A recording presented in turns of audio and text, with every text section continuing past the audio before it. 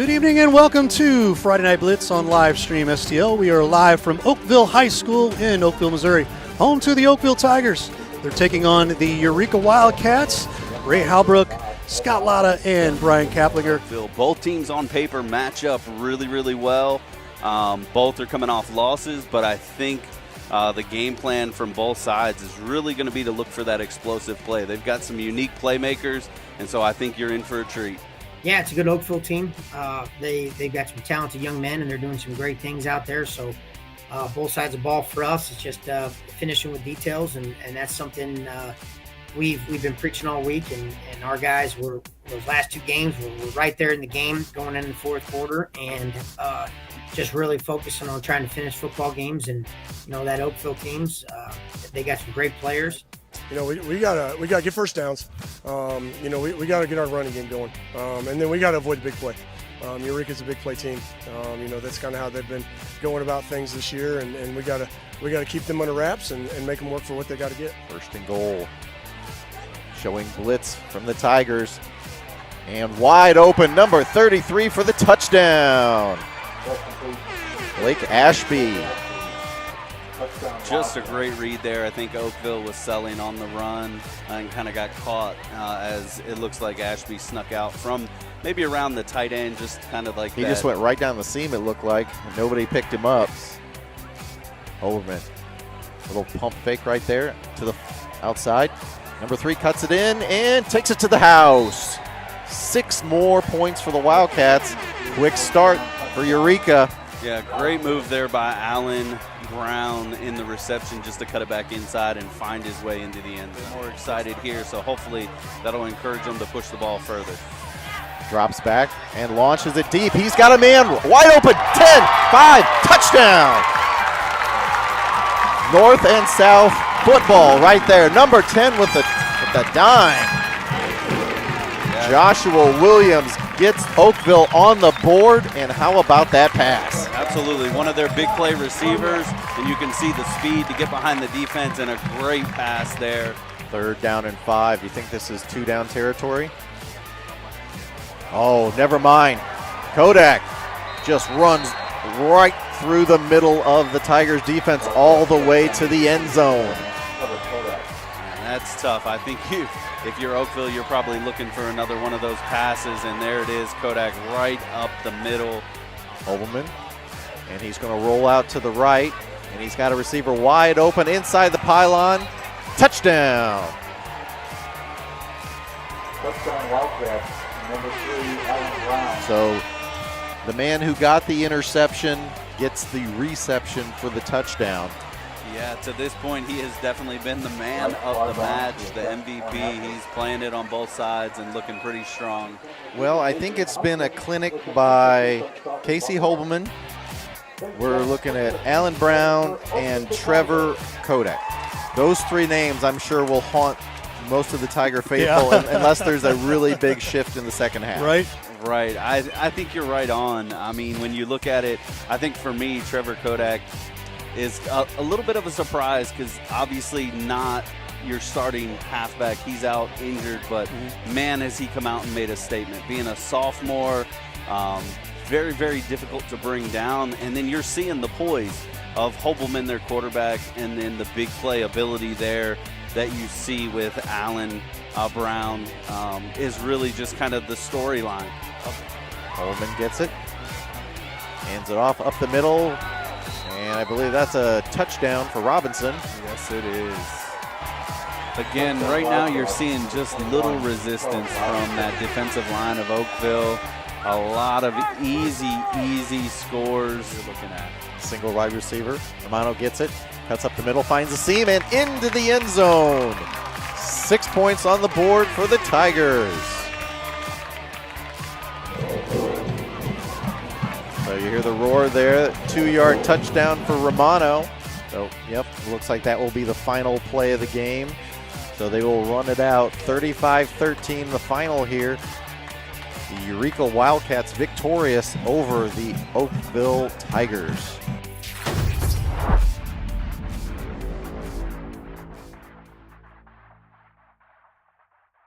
Hey, we are catching up with Coach Jake Sumner from the Eureka Wildcats. How you doing, Coach? Wonderful, wonderful. Nice Sunday. How about Yeah, I'm yourself? sure it is a nice Sunday. Big win, 35-14 or 35-13 over Oakville this week. We'll talk a little bit about, he had a great outing for Casey Holman, your quarterback, throwing for 3 touchdowns. Um, you had Mr. Kodak, Trevor Kodak, having some Kodak moments, man. He's toting the rock pretty well. And, overall, from what I saw from the game, pretty balanced attack. Had some help on defense as well with a pick. Take us through the game and give us your thoughts on it. Yeah, so you just talked about Casey Hoberman. Just been a great surprise for us this season. He's a tough competitor. He's done a great job commanding the offense. And, we've had a little adversity going on for the last couple weeks here. And just to watch him settle in this week and play out the game plan the way we wanted to see it and to control our team and to be a leader was great to see. He's a talented young kid. And, now that was only his 5th start there. So he's got a lot of room for growth and excited to see him keep going. The other one you talked about there was Mr. Kodak. Our running back position, we have Larry Reed out currently at the moment. It's kind of been the guy that took some snaps earlier in the season and rolled through Haneke, Holtz. And this week it was great to see. We had 2 guys rising up, as you said, Trevor, just a great sophomore for us, very skilled, talented, physical runner. Just had a great night. Just took over and leaned in the runs we needed him to, and got some dirty yards, as we like to say, and just had a great night. And another back that was in that mix was Charles Robinson. He was great for us and just carried the rock and did some great things when we asked him to. And what was the third part of that again? I'm kind of Yeah, some defense there. You got you a pick help you out a little bit as well Friday night. Yeah, you got to talk about our defense. My goodness, and we should talk about them a lot.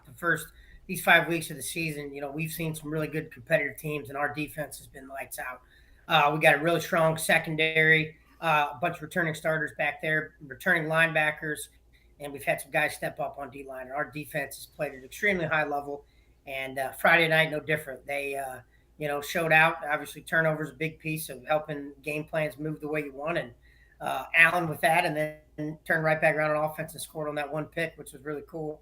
But that defense is playing great. Our DBs, man, we're pretty skilled back there with some of those guys, and just great, hardworking kids that know the game plan in and out each week, and it's fun to watch them, play at a high level. They did. Good stuff. Good stuff.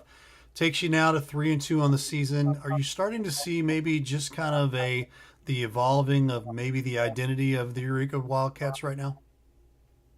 Yeah, I mean, uncharted territories for us having 2 losses back to back in season like that, and just getting this game under our belt, getting some of that confidence back was a good thing to see for our group on Friday. And those 2 games that we're rolling out of, helped us kind of grow a little bit, learn a little bit about ourselves, and we're right there in both of those. I mean, we're going in the 4th quarter, both of those games that had a chance to win it and just didn't finish, and that was a big piece of what we kind of focused on this week about finishing and being detailed. And it was great to see our kids, execute that game plan and show up. And that'll be our identity down the stretch. I mean, we're a talented football team with a lot of kids that believe in what we're doing, and they're a fun group to be around, physical group. And yeah, as we keep going down the stretch here, we got to, our schedule doesn't get any easier. I think we got a tough road in front of us, but I think with this group, that's the way they want it. They want great competition each week, and they want to get better. And we've had success around Eureka for many years, and the goal is to be great at the end of the season. I think where we were last few weeks and where we're going, really excited about this group and just how they've handled themselves and continue to grow. And it's fun to watch. Just a fun group, man. They're a great group of senior. We lean a lot on our senior leaders, and this group of seniors is they're a lot of fun, and they're talented on top of it, which is pretty special. Yeah, absolutely, absolutely. We've covered you for the last couple of years, kind of gotten to know you guys a little bit, and I agree with you on that. I mean, your schedules are unbelievable for compared to some schools. I mean, some schools try to build in a couple of like maybe some exhibition games, so to speak, to kind of get tuned up and whatnot. You guys from the get go, it's balls to the wall. It really is. and appreciate that. You don't make it easy, because you can't make it easy for the playoffs. I mean, you had a great playoff run last season as well. And let's talk a little bit about your game this week coming up against Pattonville. What's the game plan? Yeah, I mean, we're just getting through all of our film study and kind of building our game plan here on the Sunday afternoon. And it's a talented Pattonville team. They played Kirkwood tight, had a lot of great wins under their belt here the last few weeks. And Steve and those guys do a great job as a staff over at Pattonville, and they're a physical football team. And when you go into these games, it's pretty simple. You got to be able to just match the intensity of that other group and play 4 quarters tough as you can. If it takes more, it takes more. But just excited to see our kids go out and compete. And game plan wise, we just got to go out and execute. That's really been our some of our things, of our focal points, and we're in the right positions and we're doing all the right things and tons of effort. It's got to execute in the moments and make plays and win those one-on-one battles that it's going to take to be a good team like Pattonville. Absolutely. Well, good luck to you this week, and I'm sure we'll catch you down the road. Awesome. Thanks, Ray. Coach Jake Sumner from the Eureka Wildcats.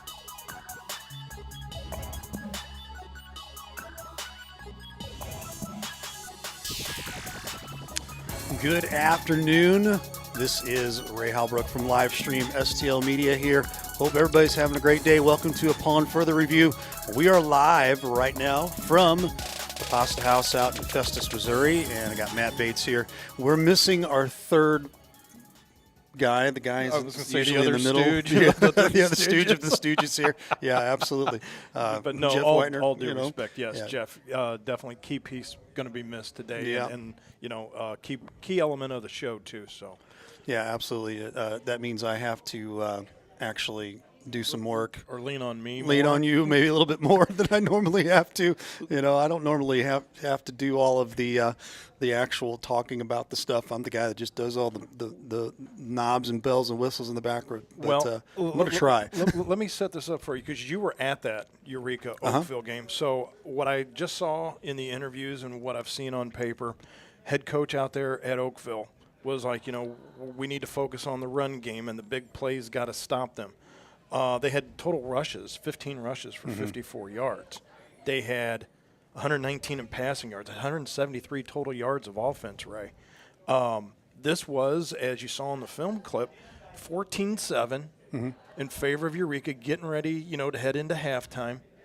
You go back to Coach's note, though, about the big plays. They gave up 14 points to Eureka in the final 5 minutes. And all of a sudden, you went from 14-7 to 28-7 at half. Yeah. And that's kind of like that gut punch where, maybe halftime we'll recoup. Let me know. Did it feel like Oakville was able to recoup from that? Because it didn't seem like it on paper. No, I don't think. I'm kind of agreeing with.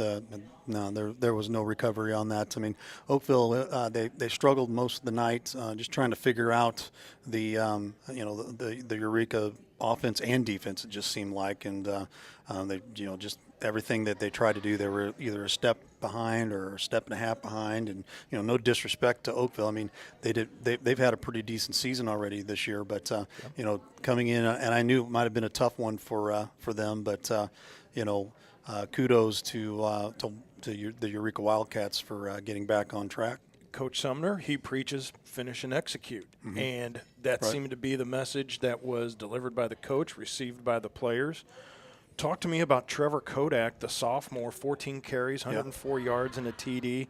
I mean, the passing day for Holbelman, I'm not going to say was pedestrian or mediocre, but I mean, 11 of 18, 99 yards, but it was effective. Yep.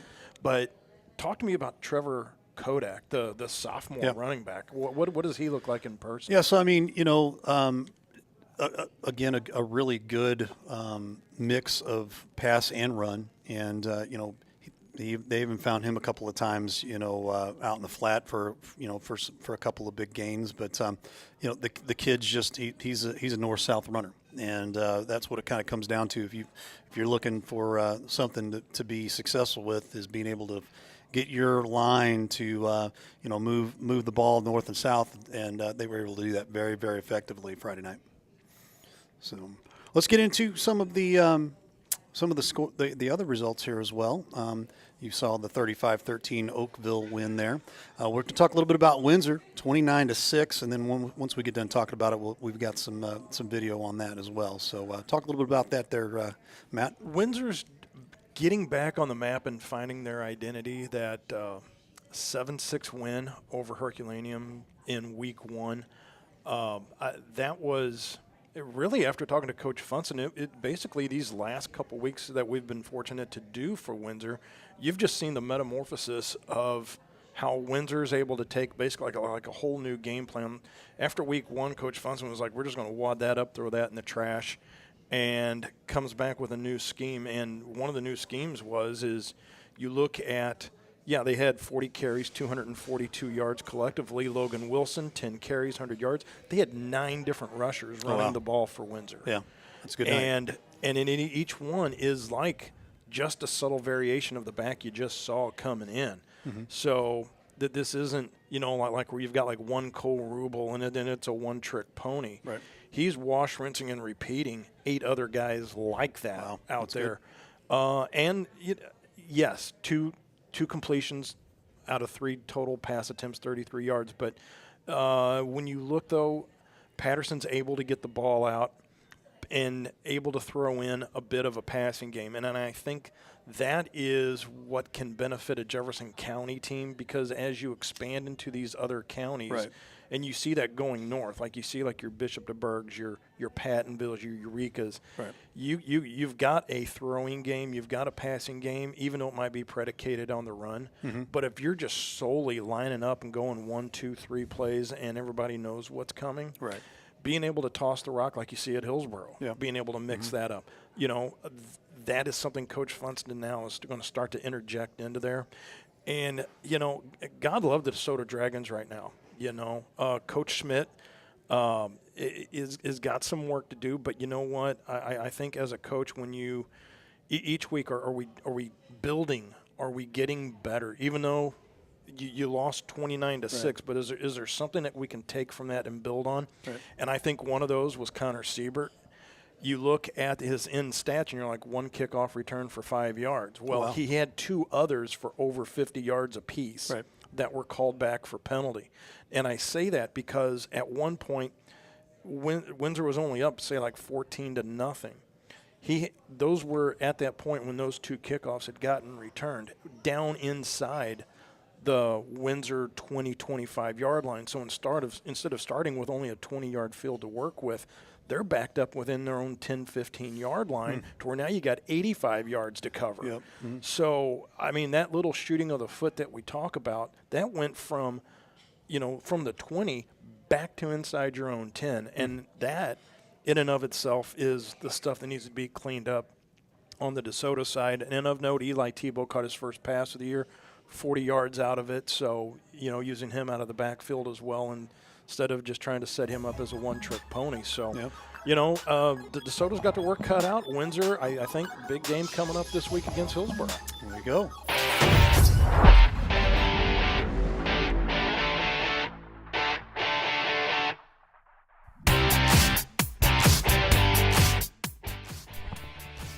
Good evening and welcome to Friday Night Blitz on live stream STL South. We are live from Windsor High School. It is homecoming night and home to the Windsor Owls. Our matchup tonight is between the 1-3 DeSoto Dragons and the 2-2 Windsor Owls. Matt Bates here tonight, and alongside me, producer Caleb Hallbrook. Sure, we're in a position now, and again, coming off of a big win. We looked at the film a little bit, and as far as preparing for DeSoto, there's some things that we need to clean up on our own end. We've got some blocking assignments to take care of, and effort has been with us all year long. But coming into to DeSoto week, and not only that, but homecoming week, we really need to eliminate as many distractions as possible as we're getting ready for the game now. What we're doing offensively is not easy to install in a short period of time like we've had. So our growth has been through the season. And although we're not scoring points, we're starting to move the ball up and down the field. And I think Ray is consistent with not just our football program, but some of our other athletic programs. We just need to learn how to finish a contest. Robbins and Patrick in the backfield. Looks like they gave it to Robbins, and Robbins is going to get the touchdown for Windsor.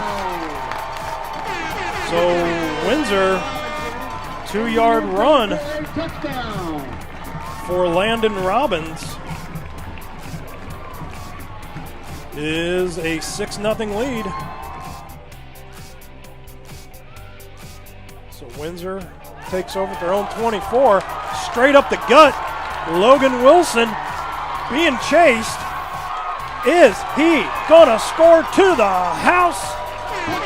76 yards on the first play.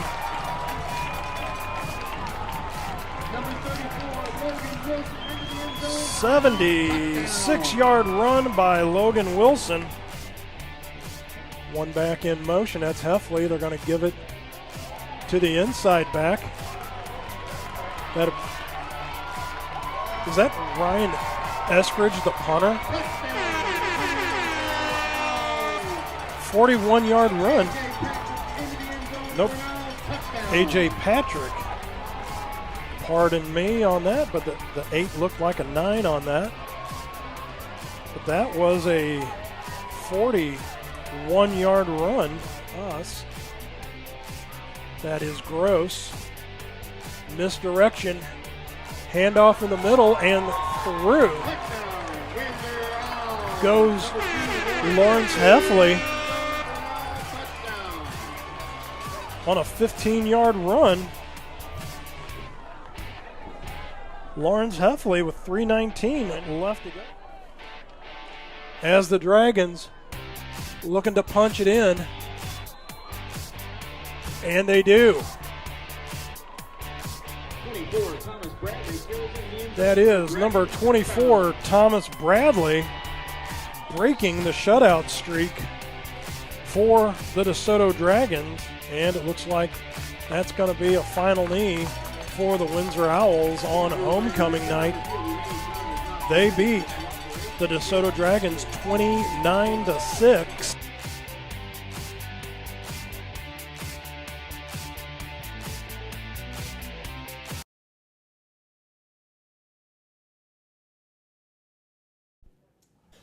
And let's jump ahead here. We'll go into the Week 5 results here, finishing these things up here. Seckman 27, Fox 14, Crystal City 12, Gateway STEM 8, St. Pius the 10th 41, Herculaneum nothing, and we'll stop there and just give you a nugget on any of those games there, Matt. Well, the Seckman Fox game, that even though it ended 27-14, that was 7-7 after the first quarter. The Fox, they lost 4 fumbles in that game. That makes just for some tough sledding in that 4-game losing streak that they are on right now. But as Coach Tinker had said, kind of like what I was saying a while ago with Coach Schmidt, is as long, not that he's fine with the losses, but as long as they're continuing to improve, he gives them credit for that. Seckman, Tommy Gabar, 33 rushes, 219 yards. The team, 48 rushes, 328. He was 4 for 9 passing. Again, a modest 79 yards, 1 TD. So, Seckman doing what Seckman does, and that's just, putting the pieces together to win. Crystal City Gateway STEM, basically the final score that's what it was. That was essentially the fourth quarter. It was 0-0 all the way up to the start of the fourth quarter. And Crystal City got a big stop at the 1-yard line. Next snap, Gateway, they threw an INT out of their own end zone, and it was thrown at their own 3-yard line. So Crystal City made short work of that. Camden Bolton, modest day at the yard, 7 carries, 59 yards, but it was Caden Rafferty, 28 carries, 135 yards. So the team collectively, 52 rushes, just a tick under 300 yards. They were 0 for 1 passing for 294 yards. So that's what I say, that one-trick pony show. I don't know how long it will be able to hold up on the Hornets side, but as of right now, Coach Fox, he has them as one of the top 8 teams in Class 1 in the state of Missouri right now. So, the Hornets sitting at 4-1, I guess they just keep chugging along. And speaking of chugging along, that is essentially what St. Pius is doing. And with the slobber knocker they put on the Herculaneum Black Cats, you talk about a team, I don't want to say trying to find an identity. Herky is just trying to put Band-Aids and patches on. Yeah. They had 77 collective yards in that game. That was their total offense, 77 yards. But Coach Boss had indicated that they've lost 2 more starting linemen up front, along with now finally getting their number 2 string quarterback back in, Mac Waddell. But he's playing freshmen and sophomores up on the front line. So, I mean, you have youngsters that are, like they've got the playbook in their hands, but they're now having to implement it like on the fly and on the go. You look at the day that James Smith for St. Pius, 14 of 17, 233 yards. They had 374 yards collectively on offense. So, again, they just took, whatever lemons Herculaneum was handing them, and they made some serious lemonade out of them, and that 41-0. All right. Moving on here, Marquette 49, Northwest 10, Valley Catholic 54, St. Vincent nothing. That was an interesting one there. Jefferson 70. They put on as many points as the Miami Dolphins this week. How about that? 70-14 over Bayless. Well, Northwest, they had collectively just a tick over 230 yards in total offense, but the day for Marquette and Justice Jackson, you're looking at the number 1 yard rusher in the area with 863 yards, 11 TDs on the year, and he had 5 of those against Northwest. I mean, they collectively as a team, he had 14 rushes, 223 yards, 4 TDs. He has 1 reception, 77 yards. So, I mean, the 5 TD day for Marquette's Justice Jackson, that was quite impressive beyond words. But I wanted to get Jeff's take on the Jefferson-Bayless game, really not so much for the total points, but how the total points came to be, because I had them with a total rush of 36 carries, 232 yards. Passing, Cole Williams, 5 of 8, 103, 3 TDs. So they had 4 collective rush TDs, and we're going to do this quick math on the fly here. Brandon Burford returned a pick 6. So you had 4 rushing TDs, 3 passing, that's 7, and Burford had 1, that's 8. So if you just assume the extra point on that, that's 56 points. Wow. There's another 14 that I've been trying to figure out where it's come from, because they only had 1 pick 6. Mm-hmm. So, and when I'm looking at the stats, I can't see who else had other TDs. So I was going to pick his brain, because even if you went for 2 points and got them, you're still missing almost another 11, 12 points. Mm-hmm. But the fact of the matter is, at the end of the day, Jefferson rang up 70 on a decent Class 4 team in Bayless. So, Jefferson's doing what Jefferson's doing, still staying undefeated, and again, padding up and playing against the teams that they're supposed to on their schedule, and at the end of the day, putting the wins up. Coach Atley, great job. There you go. And we'll round out our last 3 games here. Perryville 48, Grandview 14. That was on Thursday night. Big win for Perryville, I think, there. Hillsboro, the big rivalry, they get the win again, 42-21 over Festus. Father Tolton 54, DeBerg nothing.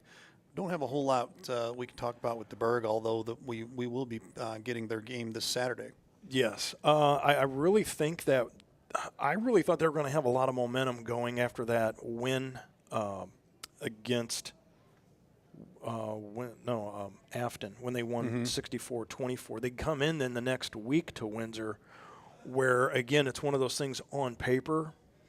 I thought that was going to be a lot more competitive than what the score came to be. But, again, when you have Coach Funston implementing that game program that he did, basically played keep away from DeBerg that whole game, they've kind of just stumbled. They're back on a 2-game losing streak. But I'm telling you right now, Jack Masters, Keenan Thomas, a lot to look forward to in that game Saturday, because as soon as you take your foot off the throat, they can put their foot right back on the gas. Right. And when you're talking like one of the top 5 passers and you got one of the best wide receivers in the area, watch out for the aerial assault. Perryville Grandview, Nash Moore, 24 carries, 158 yards on his side. Passing, 13 of 28, 186 yards, 1 TD, 2 INTs. I mean, they collectively, Grandview had 344 yards of offense. Caleb Medling, 4 receptions, 111 yards, and a TD. And, again, on paper, you're like, pretty productive day at the office, having over almost close to 350 yards of total offense. Should fare well a little better than 48 to 14, but that's not the way it turned out, and Grandview was on the other side of the fence on that one. Did you touch base on the Hillsborough Festus game at all? I will touch base on that. Let's go ahead and do that, and then we will be touching a lot of bases this here. This is the awesome part about not having the ability to edit. So here we go. Hillsborough 42, Festus 21. I mean, again, the proverbial PB sandwich over there with Payton Brown running the ball, Preston Brown throwing the ball. Payton, four TDs, 16 for 153 rushing, 3 TDs, just a tick under 10 yards a pop running the ball, 1 reception, 18 yards, got a touchdown, by the way, on that. On the season, 53 carries, 595 yards, 12 TDs. So, 53 carries, and he's averaging 11 yards a pop on that. Mm-hmm. I don't know how else to say it. When you're averaging more and above a first down each time you touch the ball, right. That makes Coach Sucharski's job just a little bit easier. A lot easier. And you're also talking about a kid now that's first in total points and scoring in the metro area as well. Then you got his brother Preston, 16th in passing yards, 13th in passer rating. 880 yards, 12 TDs to go with 5 INTs. That is what I was talking about. When you play some of these other teams up north now, and some of the teams in some of the southern counties can throw the ball as well too, but when you move now through those districts and into the playoffs, you're going to start seeing some of those northern teams, right. Northern county teams that can do both of these things, and that's where a team like Hillsborough matches up really well, along with a team like Jefferson really starting to see a little bit more of that, even though they lost Nate Breeze. And they do a number on Festus where they only limit them to a total of 220 yards of total offense. In which, again, as you've seen more of, that's a team that can be pretty explosive too, given the right circumstances. But Coach Sucharski playing keep away, doing what they can. And again, we're only 16 rushes, for 153 yards. That there is a little love going around, but everybody is making the most of their opportunities when they get them. And that's where I think when you can talk to Coach Sucharski about that, that's where you're wanting to be at. Coaches that are seeing that, like Russ Schmidt. When I can put a full game together like that, where everybody is doing their part in little increments to put the whole package together, that's where the Hillsborough Hawks are at right now. Speaking of talking to Coach Sucharski, we got. Do we have him up? We do, right here. Hey, we're catching up here with Coach Bill Sucharski from the Hillsborough Hawks. How you doing, Coach? I'm doing good. How are you? Awesome. Hey, big win again. Seems like you always have Festus's number 42-21, the final score there. Preston Brown just absolutely monster efficient at the quarterback position, and Payton Brown 4 touchdowns. Give us maybe a couple of highlights that you thought were the keys to the win Friday night.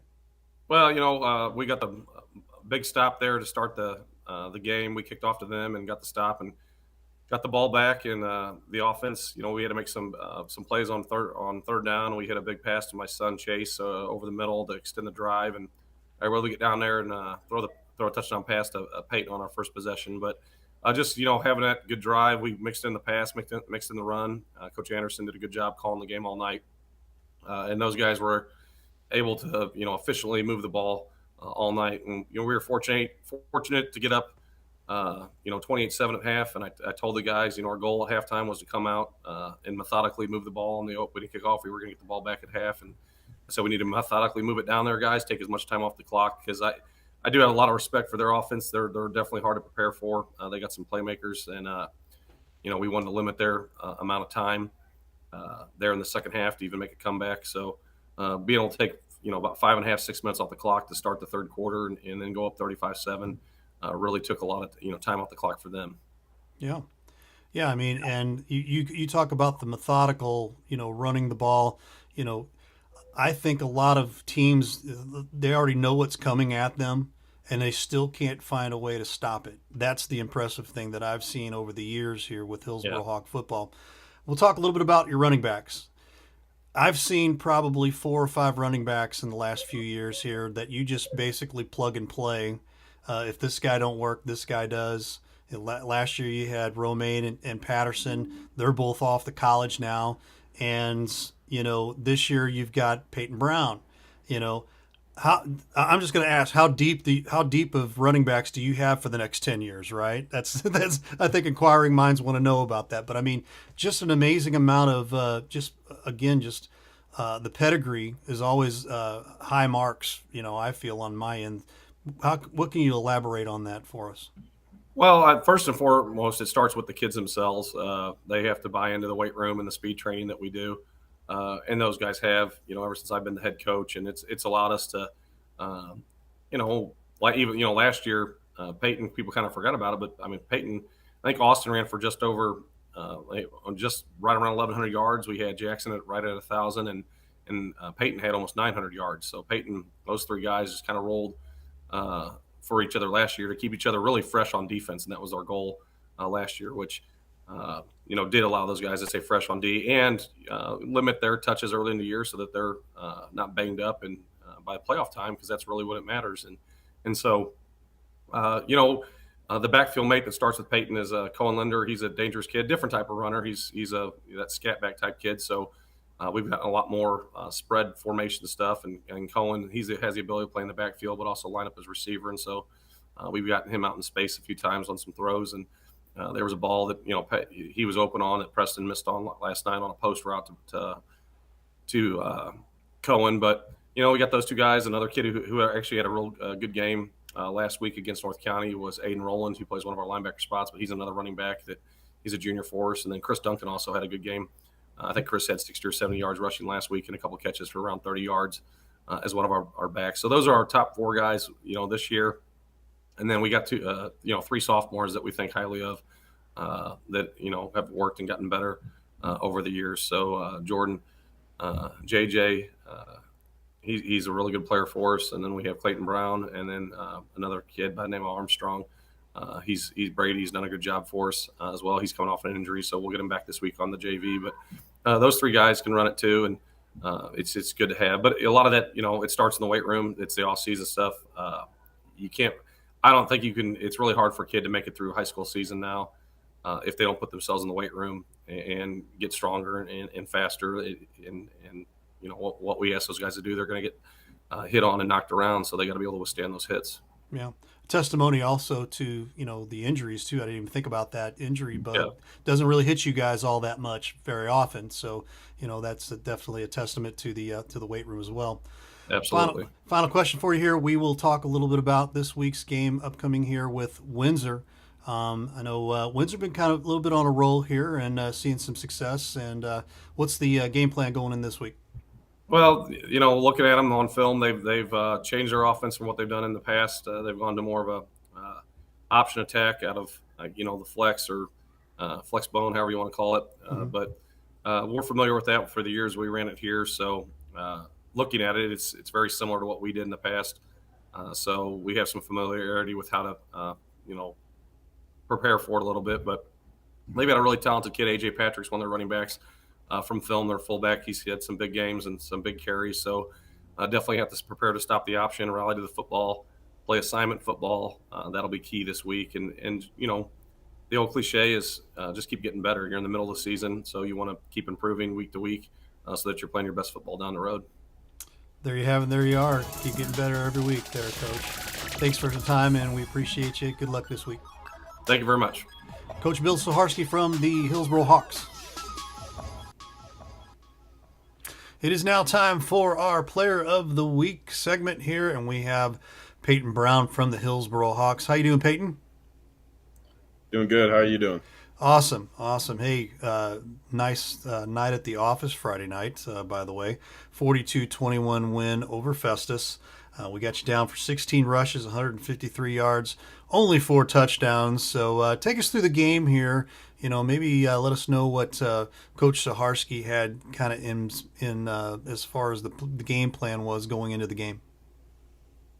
Going in the game, we were more focused on defense. I feel like we were watching their film. Their offense seemed a lot more sound and solid than their defense did. They play man the whole time, and coached. And I mean, honestly, we prepared for it. We had a couple plays. We had 5 plays to start out the game that we knew we were running, but we didn't have much more. I knew looking at their corners and a lot of their defenders, they like to cut at you. So I was focusing on that all week, working on stiff arm down and jumping and kind of jump cuts like that.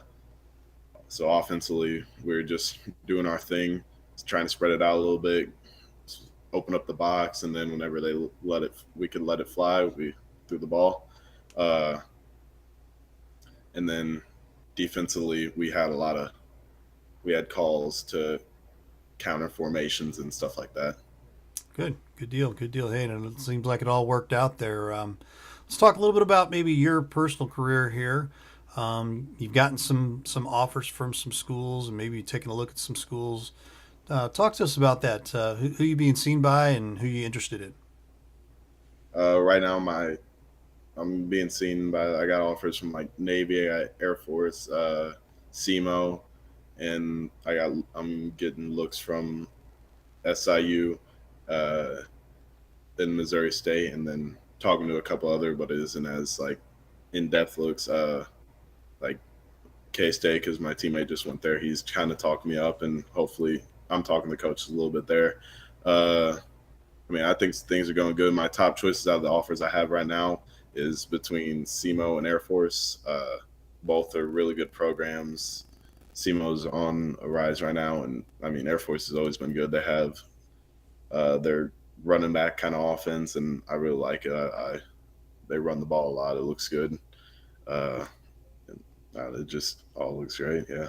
Nice. Very, very cool. Hey, good to be getting seen by some folks. And you mentioned Austin Romaine. We got to see him on TV last night over there at K-State doing pretty good. Wouldn't be a bad idea to be right next door to him, hey?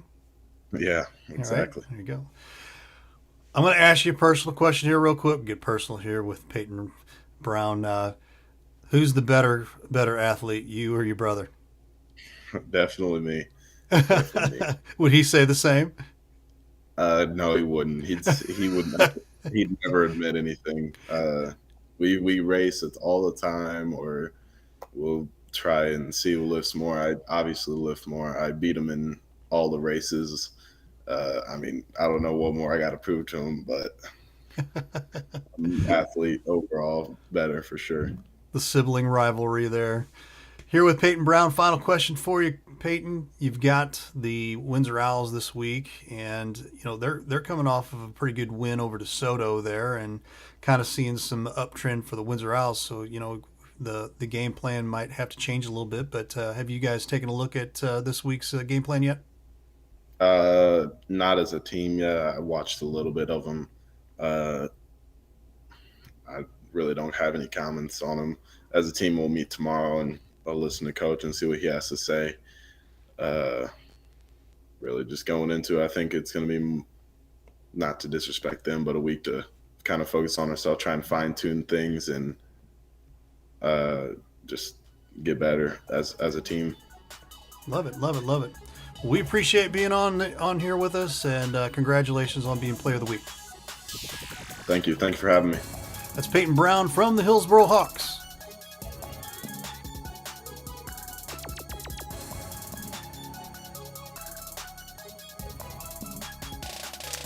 And we are back here. Let's take a look at some of the honorable mentions here, Matt, real quick. And let me pull that up there. Honorable mentions here from St. Pius X. James Smith, 4 for 19 for 223 yards, 4 touchdowns, 1 interception. Crystal City, Caden Rafferty, 28 rushes, 135 yards, 5 tackles, 2 for a loss. Those guys over there, Crystal City, they're forced to play on both sides of the ball there because their numbers are usually barely enough to field 25, 30 kids. So kudos there to Caden. For Jefferson, Landon Weiss, 4 rushes, 24 yards, 2 touchdowns, 2 tackles, and 2 assists. And then for Eureka, Casey Hobelman, I got to see him, quarterback there for Eureka Wildcats there. 11 of 18, 99 yards, and 3 touchdowns. Pretty efficient night there for Casey Hobelman. Let you elaborate just, personally on your end there, Matt. James Smith, I mean, him and Gabar had really impressive days slinging the ball around the field. Hobelman did his part in the game that you saw. I mean, again, 99 yards, but, 3 TDs to boot with that. Connor Siebert, or not Connor Siebert, he was down there at DeSoto. Landon Weiss, though, at Jefferson, kind of seems like the 4 carries, the 24 yards, the 2 TDs, it's kind of like, okay, that's kind of ho-hum, but this is a kid that's more on the defensive side of the ball, getting his first taste on the offensive side. The 2 tackles, 2 assists, but, able to have 4 carries, and he stuck the ball in the end zone twice. So I felt that was just one of those, you kind of have to tip your hat to something like that as well, too, that – just because, you might rush one day for 420 yards, whatever, doesn't always guarantee you're going to make this list. I like to point out, like we had last week, we had the kicker had the 8 PATs. Yeah. So, that this isn't all about just, everybody puts up the highest or the best numbers in the area. And the fact that we're able to cover 2 games now at a shot where – the collective triumphant that you have here, we're not all just talking about the same one game that we got to see. Right. You had eyes over there at Eureka. I had eyes up there at Windsor. So, we are getting the product out there to you. I know the parents, and everybody is wanting us. They're wanting our coverage, and that would tie in real nice to advertising and sponsorship as well, too, that I'm sure we'll be getting into Look at shortly. you with the shameless plug. How about that, right? I'm telling you. Let's move on here. We're going to take a look at our Week 6. My gosh, we're at Week 6 here, Matt. Week 6 schedule. I'm telling you. Yeah, and we open up. My team will be over at Grandview. Herculaneum comes to town there. That'll be on live stream STL. Russellville at Crystal City. Matt will be over that for live stream STL South. St. Vincent's at Bayless. Festus travels to North County. Fredericktown goes to DeSoto. Windsor is taking the trip over there to Leon Parkway at Hillsboro. Sequin takes on Parkway South. Poplar Bluff takes on Fox. Oakville is at Northwest. Pattonville is at Eureka. Jefferson on Saturday, they take the trip south there to Perryville. And then we'll have on live stream STL Friday Night Blitz on a Saturday. We will be out at Gateway STEM High School, as that's kind of a neutral site there for Roosevelt and DeBerg. So any of those stick out to you that you want to touch on there, Matt? Well, real quick, I mean, live stream STL, the trifecta, 3 games, 3 games in 2 nights. How about look that, at guys, that. right? Yes. Really, like as far as like a standout, and it was funny that Payton Brown had kind of downplayed it a little bit, but if you look at my notes here and what I got stars by, that's why I had already had a star by that game, because sometimes you see maybe a game like a tune-up game. Could this be a game? And yes, I mean, and I say, had this been on the road, I might have given maybe a slight advantage to Windsor in this one, just because you take your foot off the gas for 1 second to work on some things, and all of a sudden you get caught with your pants down. Yeah. And you're like, you don't want that. What just happened there? And you look at like the Poplar Bluff at Fox game.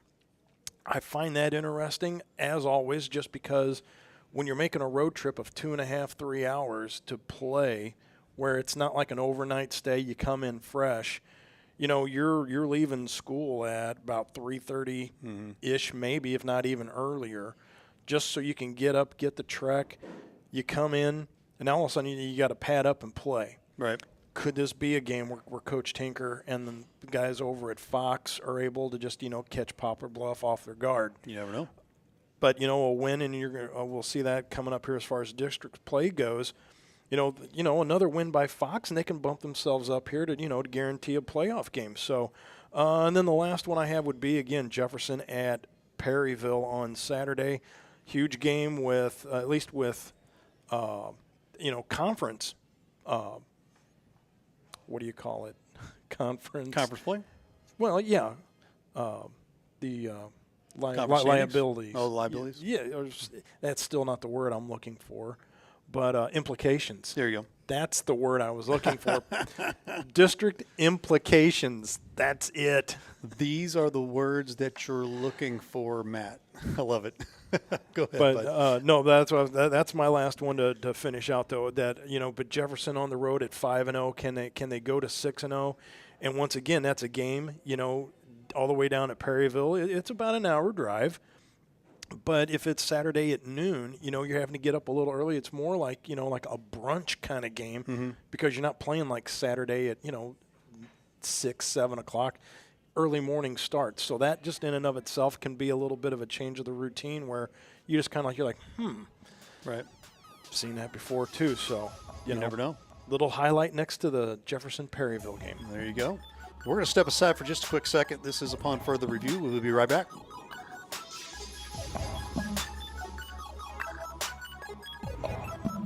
Ruther Ford is the place to shop for your next vehicle. We have a huge selection of new and pre-owned vehicles to choose from, and they're all priced to sell. Not in the market for a new car? We have a great service staff that can keep your car in top shape. Also, be sure to check out our parts department for your next car project. Once again, we're Ruther Ford off I-55, the Herculean Auto Mall. Family pride is driven home. Rutherford, Ruther.com. The House Bar and Grill at your Festus Pasta House is your place to watch all local high school sports live. That's right, I said live. Come in and enjoy all local high school sports brought to you live on our 5 big screen TVs from Livestream STL. Also enjoy our happy hour menu, which includes half-price pizzas, discounted appetizers, and drink specials. We are the best place to gather for your local high school sports brought to you by Livestream STL at your Festus Pasta House on Highway A, where it's always a great time. The Breeze Dental Care Team consists of dedicated individuals who are caring, kind, and friendly. Our staff is here to ensure a pleasant experience during your visit to our office. Our team includes experienced and energetic people whose goal it is to communicate well with our patients and provide the best care possible. Providing preventative, restorative, and cosmetic care, schedule a visit by calling 636-937-3030 or find us on the web at breezedentalcare.com.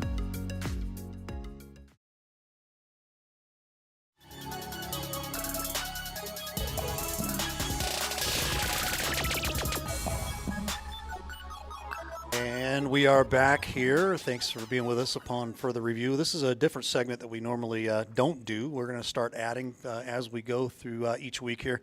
Start to take a look at those districts. The nuts are starting to tighten up, Ray. That's why why we're going to have to interject this now. Yeah. So let's move on without further ado. Upon further review, without further ado, let's take a look at the Class 1 District 2 season. Crystal City on top there, and you see they're playing Russellville this week. And, one win there, and they're at 3-3. But, Crystal City in the driver's seat right now at 4-1. They are, but tucked right down there in the number 3 spot is St. Vincent, who will tie that into the I-55 conference. I know as we're going to morph through here, but St. Vincent, though, your Class 1 at 2-3. Beat Class 4 Perryville 49-7. And, and they did a number on Herky like most have done, but like those two games collectively, 89-7. Ouch. But the kicker for me, though, for St. Vincent, and this is the beauty of where we would have the Jeff segment in here too, the brains behind the conference numbers and stuff. The last 4 games for St. Vincent are all conference games. Yeah, notice that. At Bayless, Pius, at Grandview, Jefferson. That's your final 4 bullets in the chamber. And so there's no, I don't want to call them cream puffs, powder puffs. Yeah. Conference games, I don't care who it is when you're padding up.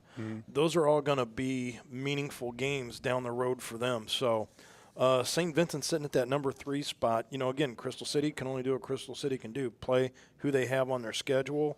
And again, Russellville this Friday, I'd be glad to be a part of that. There you go. Moving on here, Class 2, District 2. You see Jefferson on top, St. Pius right behind him there. Grandview down there at 2-3 with 33 points. And those points, man, those definitely are prime real estate moving forward here. I think really when you take this snapshot and you look at it, you just see how big that Jefferson Pius game was. That, I mean, I know there's just a small difference in point total, but I mean it's that small margin though that can dictate not only the conference championship, but where you sit at as far as when playoff time comes around. There you go. Moving on, Class 3 District 1. You see Herculaneum in our conference here down there at 1-4, but you could be Fredericktown, you could be Doniphan, 0-5, and at least you're averaging 23.6 points on the season. That's the crazy thing when you look at the year that Herculaneum's had, and I'm sure Coach Boss would be one of the first to tell you that where I'm sitting at right now at week 6 with the season I've had, if you tell me if I could eke out a win somewhere, where I could almost solidify myself to where it might be one of the lowest seed, but to have a playoff game for the guys, that can go a long way in the locker room, and that might be just something where that what they call that bulletin board material. Hey, you know what? You never know. You never know. Moving on, we have the Class 3 District 2 seedings there. Right now, you see Bayless down towards the bottom. They're 0-4, averaging 15 points, and so that's going to be an interesting district there, Matt. Yeah, and we were doing the Bishop DeBerg game on Saturday, so they're. Oh, I did see Bishop DeBerg there. And there they are, tucked in the middle of that thing.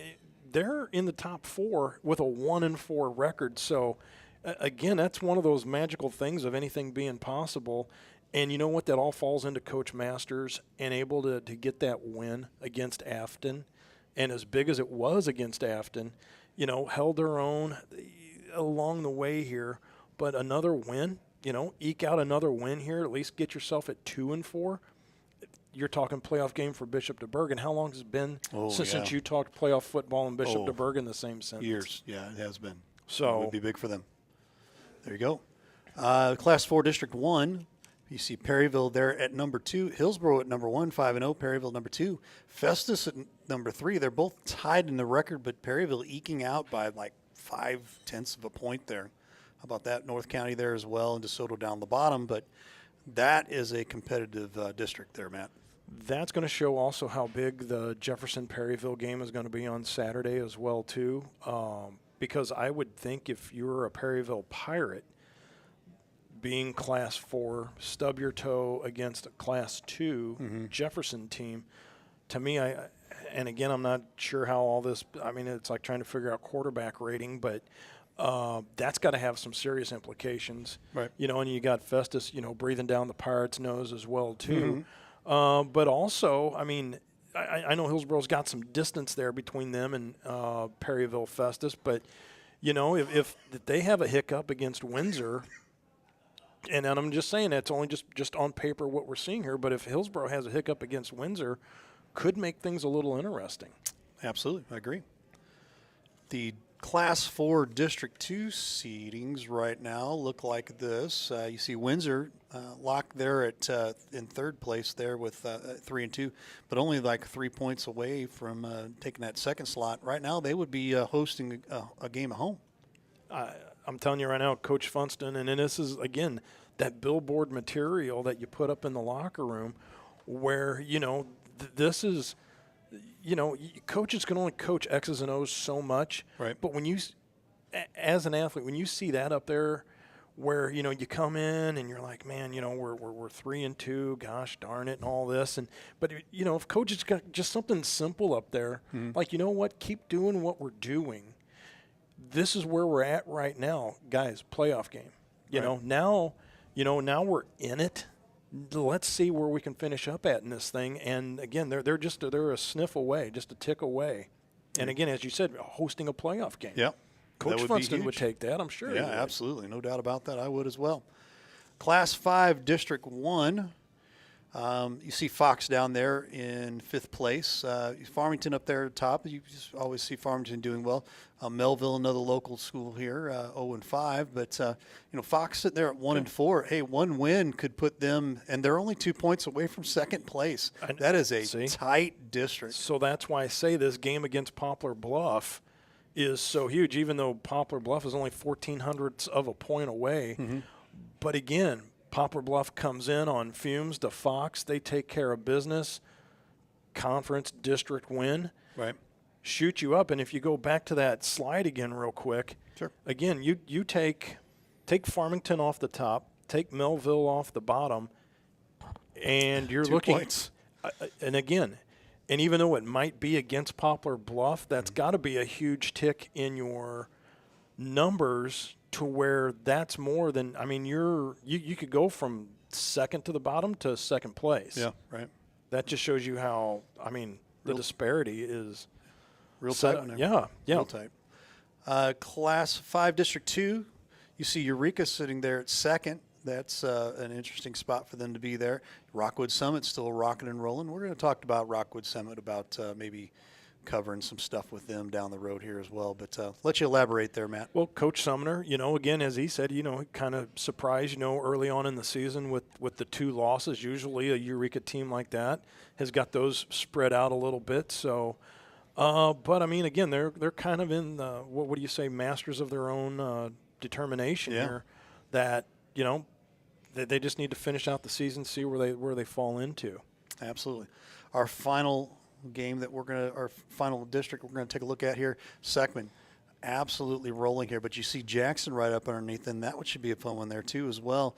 Oakville at 3-2, Northwest down the bottom there. This is a really interesting district as well. But the top 2 there, Seckman and Jackson, are going to duke it out.